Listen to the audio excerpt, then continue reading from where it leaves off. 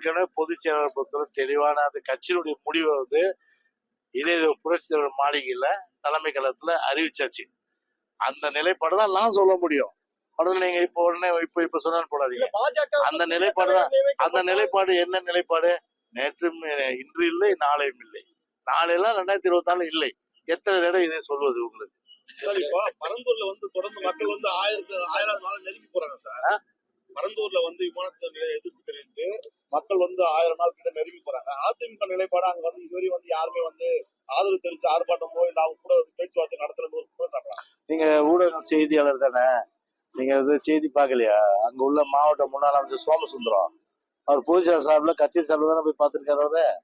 அதனால அது தப்பு. அது அதனால நாங்களும் போய் பார்த்தோம். எங்க கட்சியின் சார்பில் அந்த மாவட்டத்துல முன்னாள் அமைச்சர் பார்த்திருக்காரு, எல்லா நிலவரம் கேட்டிருக்காரு. இப்போ சொல்றேன், எங்க நிலைப்பாடை பொறுத்தவரை மக்கள் கருத்தறிந்தா எந்த திட்டமும் கொண்டு வரணும்.